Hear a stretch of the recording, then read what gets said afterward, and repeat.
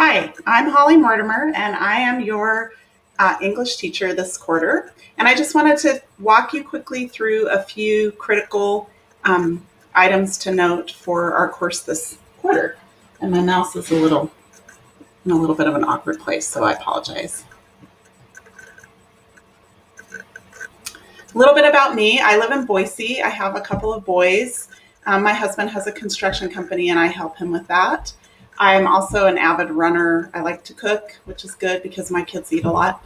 I love to read, and I love to ski. And this is a great winter. I'm recording this on January 23rd, 2017, and it's been a fabulous winter for that. I've been teaching with iSucceed since iSucceed started. And before that, we lived in Garden Valley, and I was a teacher up there, junior high and high school. So here's some little pictures, me and my kids and my husband, and most importantly, our two dogs. Just some recent kind of adventures in the last year. So I wanted to give you kind of my top 5 tips about how to be successful. And number 1 is to make sure that you're reading your course announcements every time you log in. And you should do that for all your classes. So you just click the course announcements are over on the right.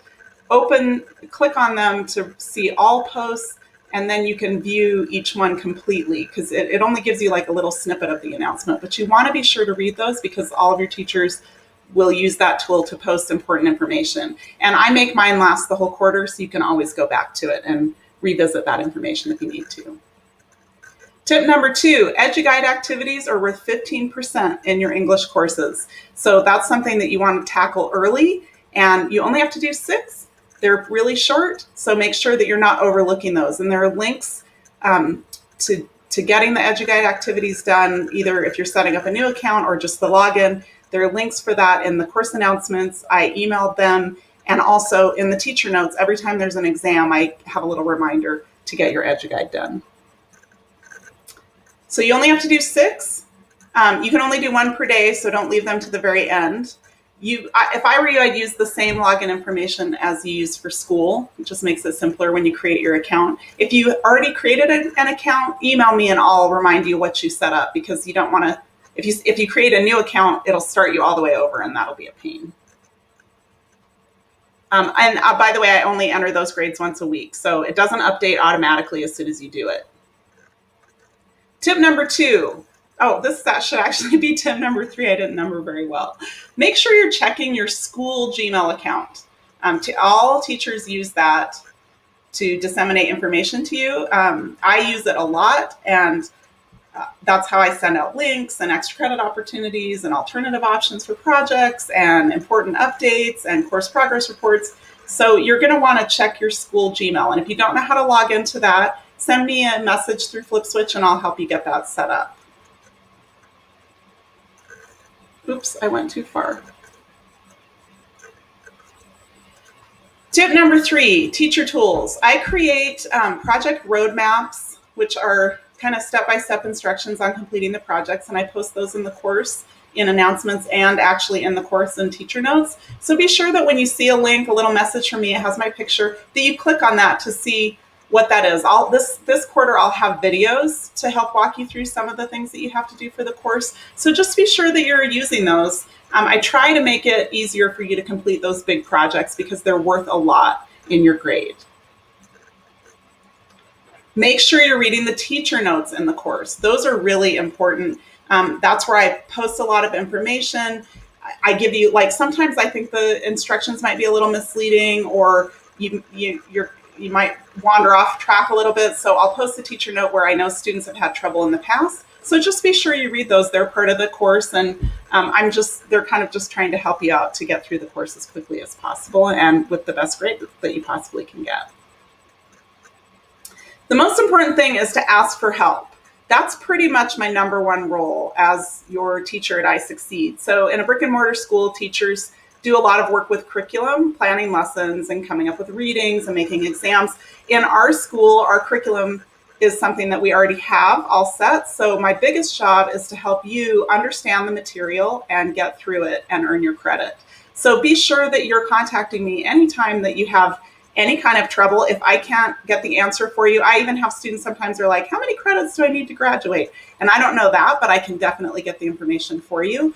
So just reach out and ask for help. And the ways that you can do that, the best way is to give me a call, because a lot of times the question is more easily explained voice to voice, but you're totally welcome to text me at my number, send me a message through FlipSwitch, send me a message through our school Gmail account. Those are all really good ways. And I also will meet with students in a hangout one-on-one to go through information if you're having trouble with a project or something. And so I have a form set up in my announcements where you can set up an appointment with me to get together and get more help. There's a couple of notes I wanted to give you of just kind of things that it seems like students have struggled with in the past.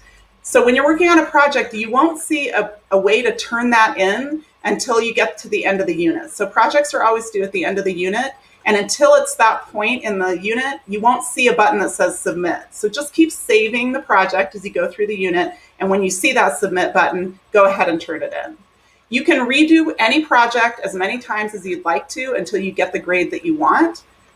Anytime I give a student a grade of less than a 90, I automatically create a new attempt. So if you turn something in and you see a new attempt and you're like, I already did that, it's just me giving you a chance to redo that for a higher grade if you'd like to. You don't have to, but you have that option. Like I said, the EduGuide points are entered manually by me. Every Monday I get a report and then I put your points in. So they won't automatically update and they'll only go in on those Mondays. So if you do a bunch of activities like Tuesday, Wednesday, Thursday, rest assured that those points will be entered, and you can be sure that it won't affect your grade in a negative way by just kind of staying on time. And one project is due, or one activity is due every week. So until you get to 6 and then you're done.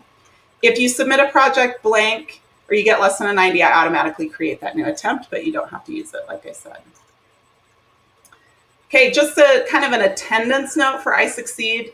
The way that we track attendance is how you're moving through the course. And so to stay on track, you should be completing about 10 lessons total per week for all your classes. So that's about 3 to 4 lessons a week in English. Each unit has 5 lessons. So that means you might not complete a unit every week, but if you fall a little bit behind, that is what you're going to have to do. So be sure that you're working through 3 to 4 lessons a week in our English class. Whenever you get a document from me that's a Google Doc, remember that you do need to be logged into your school Gmail account to open it. So if you get like an access, you don't have access to this file message, you need to just hop over to a new tab, log into your school Gmail, and then you'll be able to open that document. They're kind of inherent to our school group. And like I said, if you need help getting into your school Gmail, I'm happy to help you with that. Here's my contact information. This is also in an announcement in the course that will be there the whole quarter, so you can always get access to that. I always have it at the end of my email signatures, so if you're trying to find me, these are the ways that you can get a hold of me. Now, go quickly and do your STAR screening test if you haven't done it already, and there's an email waiting for you. There's also information about that in the first teacher note in your course. I hope we have a great quarter.